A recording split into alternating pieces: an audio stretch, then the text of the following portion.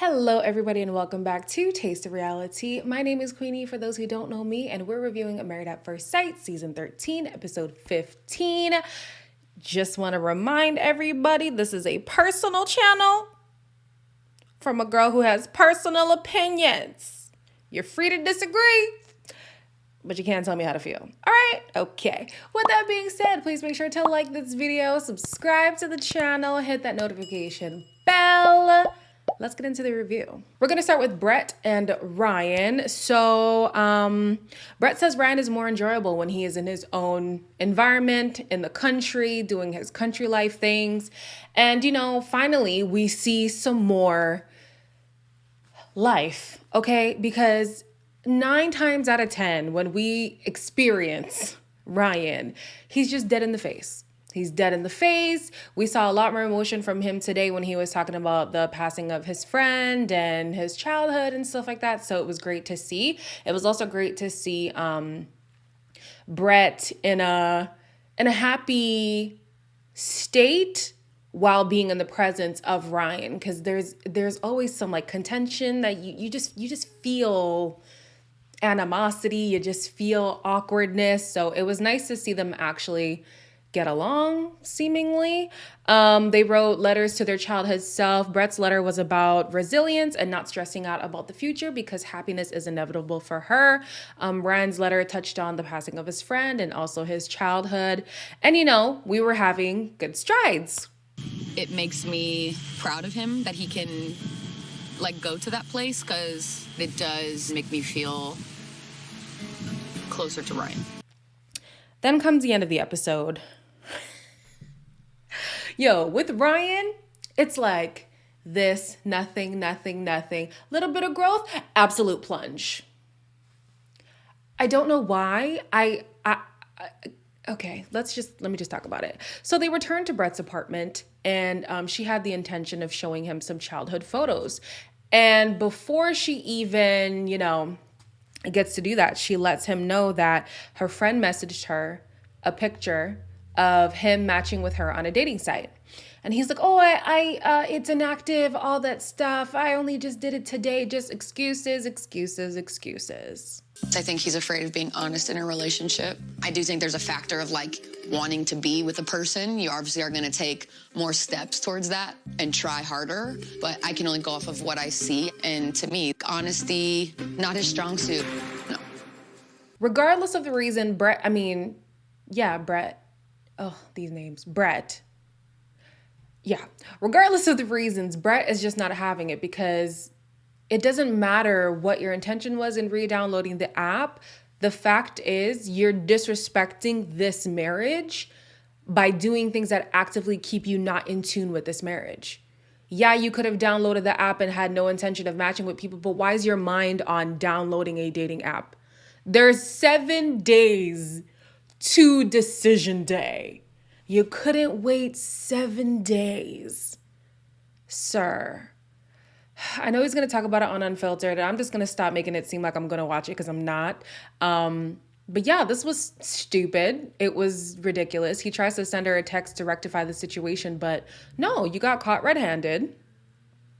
I don't know why you thought it was a good idea and why you thought any excuse would suffice, but it's clear that Brett is officially checked out. She's been checked out, but now it's official.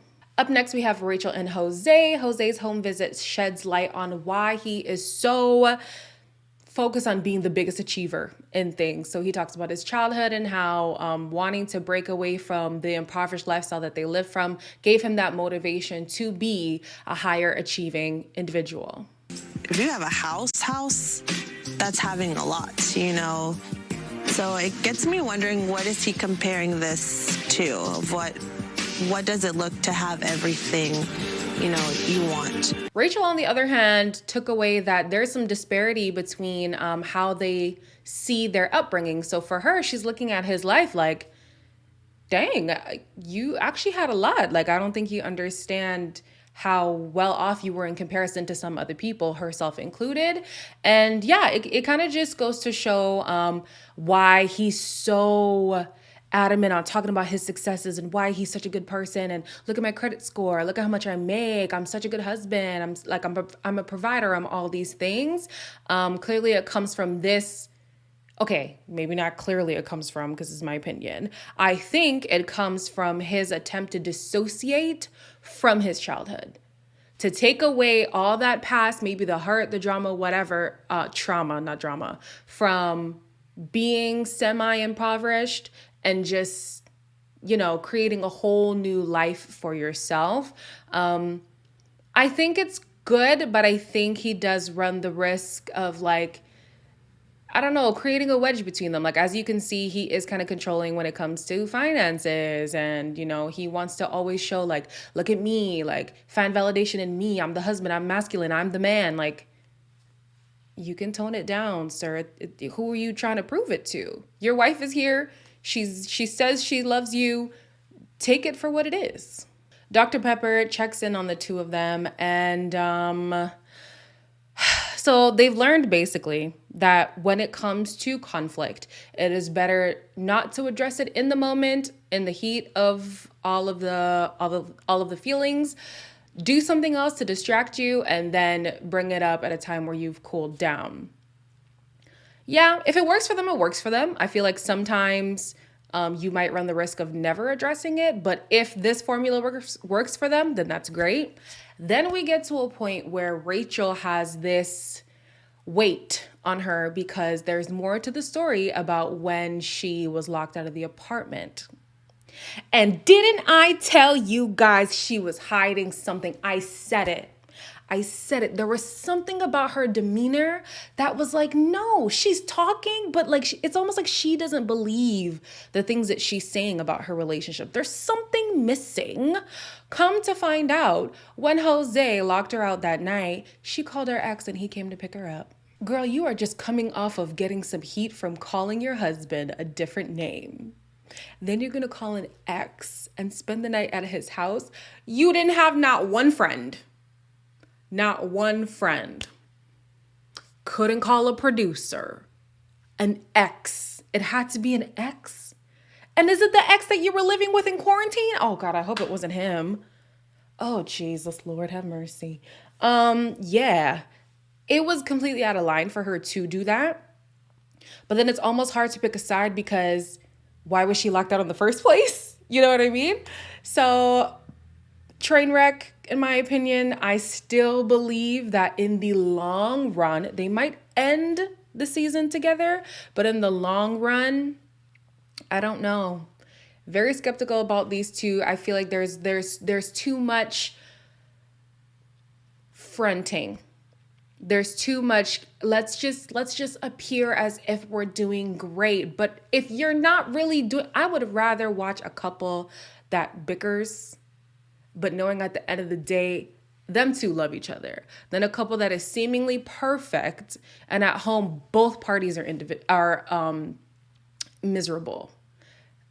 Just saying, there's more to the story here, and I'm not buying their relationship. Johnny and Bao are next. We start with Bao being frustrated about having to go back to level 1 with Johnny because realistically in real life, we're not at level 1 with people. She's like, I've had level 3 conversations with people on the plane. And it's very true. We all do that. During their nostalgia trip, Johnny shares about his father and acknowledges the negative impact that the lack of a fatherly presence had on his life. I feel like at what point do you acknowledge your past but not allow it to define you? Because time and time again, it's seeming like Johnny understands how badly his childhood impacted him, but isn't actively doing anything to work through that and is now projecting. And he acknowledges that he's projecting, but there's no solution. It's always, here's the problem. And he does this with Bao too. Here's what's wrong with you. No solution. And when there is a solution and the solution is executed, he changes the solution. You just can't win with this guy. I have walked away from relationships very easily because I saw that it's okay to leave. And that shouldn't be the case. There's something wrong here. I'm expecting too much. Then we have Bao sharing about her childhood, and man, this woman really came from nothing. Like, she talked about living in a trailer, the sacrifices her mom made, and, you know, how she didn't want the past to negatively affect her, because although it happened, you can still create a different narrative for yourself. And again, like when she talks about her past, when Gil talks about his past, when other people's, even when Ryan talks about his past, you can see a difference in people who are healing or actively seeking healing, and someone like Johnny who's engulfed in the pain that no longer surrounds him. His dad left him long time. And his dad didn't leave him. His dad left his mother. You know what I mean? Like, their problems were their problems. It wasn't your dad saying, I don't want to be your father. You know? So, healing, Johnny. We need some healing. But apparently, the blame can't solely be on Johnny, because, Johnny was talking to Bao's best friend. Listen, best friend? I'm talking to my best friend right now. I dare you. I dare you to smear my name. So Johnny was talking to Bao's best friend, Sarah. And according to her, Bao is a manipulative, vindictive person who she would never let be with anybody in her circle. She's a controlling person that tries to break you down and then get you to the point where you have no choice but to lean on her. And then she rebuilds you in the exact image that she wants. I don't know who to believe, because if Bao is really like this, where is your Oscar, girl? Because I believed you hook, line, and sinker. I didn't see anything negative about Bao throughout this process. It was mainly Johnny. So kudos to you. But another reason why I don't know who to believe is because she didn't denounce what was said. She didn't. She just said, that's irrelevant now. Is it irrelevant? I don't know if it's completely irrelevant. I think it would have been nice to hear that you have a tendency to be controlling in relationships, and these are things that you're actively working on. And then maybe that would have given us more light on why she's being so accommodating to Johnny, because she doesn't want to be the Johnny in the relationship, I'm going to need more tea on that. I'm going to need more tea. I also want to know, somebody was upset that I kept dropping hints about gossip, but listen, this is not a gossip page. I do reviews. That's it. But what I do want the gossip on is when Zach and Bao started interacting. Was it during? Because I feel like they've been checking out similar timelines. I don't know, man. The math is not mathing. Bao, I'm looking at you sideways now. I don't know. I believed you all this time. Now you're looking kind of sketch too. Oh no. So before I continue with Michaela and Zach, I just wanted to clear up some things in the last video. I was seeing some comments saying, why are you saying production made her do it? Didn't say production made her do it. If it was a guy, you would have given more energy. No, not necessarily. And there was another comment that I was seeing too. Oh, how could you say she's not in the wrong? I did not say she's not in the wrong, okay? What I was talking about in referring to production, guys, they even showed footage of Bao misfiring a gun. A gun. Somebody could have died. You know what I mean? Clearly, production does not really care for safety at this point. And I felt like them showing a woman who was clearly having a mental breakdown was insensitive, to be honest. I feel like we've been desensitized to stuff like this because television is for the drama, it's for the tea, it's all of that. It's salacious, it's whatever. However, what I saw was a cry for help. I saw a woman who is clearly discontent with some things in her life. Being in a partnership with Zach, I don't know if it's amplifying that or if it's the process of being on Married at First Sight. I'm not quite sure. However, for those who know me, I went to school with the intention of becoming a family therapist. If a client came in exhibiting this kind of behavior, I would legitimately refer them to a psychiatrist, honestly. So to have seen that on television with a show that claims to have experts and still decide to show that rather than, here's a few alternatives, just have the couples recounting what they saw. Have a black screen with a text of what happened. Have just the audio and explain, last night, Michaela, they do this all the time. Why now did they show this? To me, it looked like a person who was deranged and me just coming on a YouTube video talking about, girl, you need therapy. No, she needs help, potentially medication. So I didn't want to say that on camera, especially with the internet already berating her. I felt like that was not constructive. And lastly, if it was a man, I would have had different energy. If a man had done this, I would say he absolutely needs help. Absolutely needs help. Last year we had Chris. I found it so hard to even use the word narcissist because to me, clinical terms, when I am not fully certified and also I'm not privy to seeing these people as clients, I feel like it's an injustice for me to do or say. Even though I might have felt like he was a narcissist and a lot of people were saying that, I could not come to the terms of saying it. And that was just Chris. He didn't do anything physical like Michaela's doing. So I just wanted to clear a couple of things up. Speaking of Zach, next up is Zach and Michaela. Zach has ghosted Michaela, and she decided, let me blow up his phone. Yeah, that's the solution. Let me tell him I love him. Baby girl. Michaela's what, 32, 33, 34? She's in her 30s. We know that. If this is your perception of love,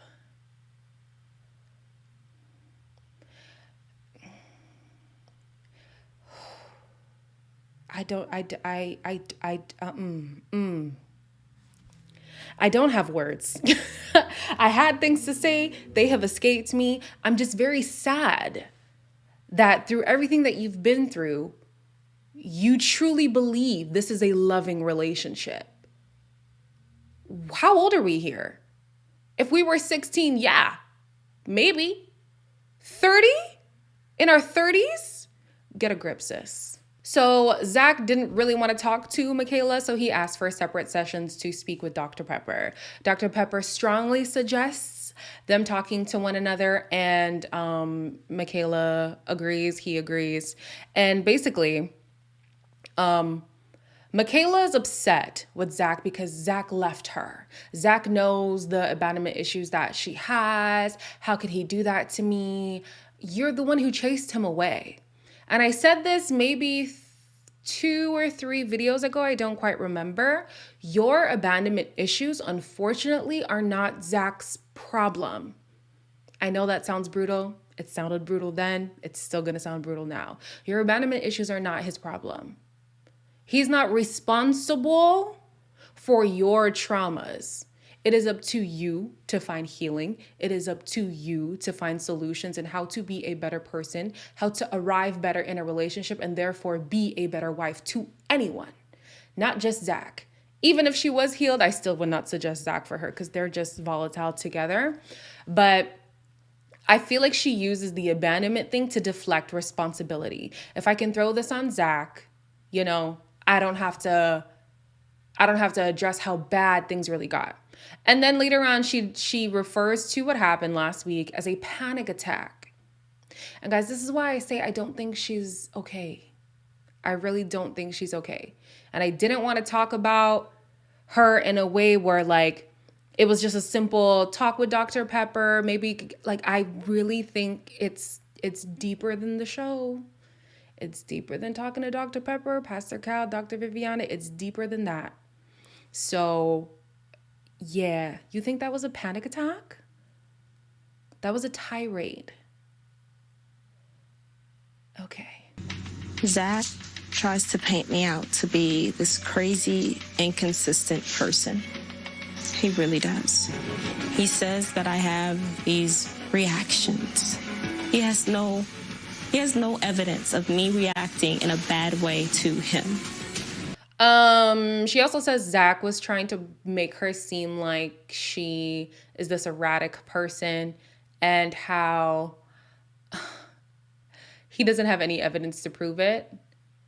He doesn't have to have evidence. Married at First Sight has evidence. Yes, we saw it last week, and they hit you with the double down this week. To be honest, they're both problematic because he left the session. I feel like I would have left too with the way that it was going. But in the next session that they had together, it was a closure meeting. And they both acknowledge, or let me not say acknowledge, they both exclaim that they have exhausted the ability to try harder. They have put in every single ounce that they can put in. Yeah? Then why are you entertaining possibilities? Why is Zach talking about, well, I'm trying to talk to you later, like, see what we can. If you are saying out of your mouth, Zach, I have tried everything. This is not working. There is no point. Why now are you still hoping to rekindle things? What would be the point of that? I'm not understanding. It's just like both of them don't make any kind of sense to me. And I feel like Zach is the more rational one, so it's easier for me to criticize him. He needs therapy. She needs something. Oof, these two just stress me out. Call it. I think they should call it. I know there's only 1 week left. I feel like this last session should have been the last session. He was done in the previous session. She's done in this session. Just be done. Just be done. We're going to end on a positive, okay, with Mirla and Gil. Oh, mercy. So Gil takes Mirla to his childhood home, which is the same place where his father was actually killed. And in hearing him speak about this, you see a man who has healed. Sorry. You see a man who is healed. One of the reasons why I decided I wanted to be married at first sight is so I can find somebody that I can be able to talk to, feel comfortable with, and have those tough conversations and hope that they can empathize with me and be there for me. The way that he talks about his trauma and like this is legitimate trauma, not to delegitimize, we're going to go with it, any other trauma that other people in the series have, but his is like, this should affect you more than it seems like it is currently. And it reflects in how they show up as husbands on this show. You know, you can see that he's accepting the history that he's been through, found a way to move through it, not forget about it, but like take it with you, learning from it, growing from it, realizing that it doesn't define you, and showing up in marriage as a whole human being. Whereas Johnny still uses his trauma as an excuse for poor behavior. And it's not okay. I made a note here saying, I love how Mirla calls Gil my husband and he calls her babe. Honestly, the story arc of these two, it was great. She takes him to play volleyball because she used to be very athletic when she was younger. And basically she talks about how being in sports allowed her to be the disciplined person that she is today. And, just being from where she's from, like very small house, whole lot of people, a lot of our immigrant stories are the same. That, you know, her story of resilience is the reason why she is the way she is today. So Dr. Pepper checks in on them and the topic of negativity and her bougie lifestyle come back up. I'm thoroughly convinced this is just to push a storyline between the two of them, because I'll be damned if a couple is just smooth sailing on Married at First Sight. It can't be. They just don't like that. So they had to throw in some negativity in there. Mirla is asked if she loves him, and I think she does. I think she does. I've accepted. I have made the choice to love my husband. I've made the choice to love my husband. Yes, I heard you. So that means you love him. That's what I'm saying. Basically, What's that it just means that every day we grow closer together and then love will come and grow. Basically is not an answer. He, however, says he's hesitant on saying it, not because he doesn't feel it or isn't capable of feeling it, but in the past he has said it prematurely. And in this situation, he doesn't want to say it without knowing wholeheartedly that he has those feelings for Mirla. But honestly, I feel like it's full steam ahead for these two. They also talked about how their finances play into homemaking. And even though there are a few kinks in their beliefs in money and how to spend it and all that stuff, I still see success for them. I really do. They seem to be the ones who are the most future centric. We're going to go with it. They're the most future centric. And yeah, I would think that the way that they have gone through the adversity between like, the attraction stuff in the beginning, Gil feeling like, Gil not feeling wanted by his wife, Mirla purposely putting up walls, like saying, yes, this is very deliberate. And then working through that, working through the different lifestyles, working through, seeing other couples demolish and still being strong. It's a nice little bow on their relationship. They are going to make it. I will eat my words if this is not true, but I'm declaring it today. They're going to make it. That is all I have for you today. I don't know why I go through these things so quick. I be watching other Married at First Sight reviews and they're like an hour long and I'm here like, yeah, y'all had content for an hour. I was only here for like 20 minutes. But that is all I have for you guys today. As always, like, comment, share, and subscribe, and I'll see you guys in the next one.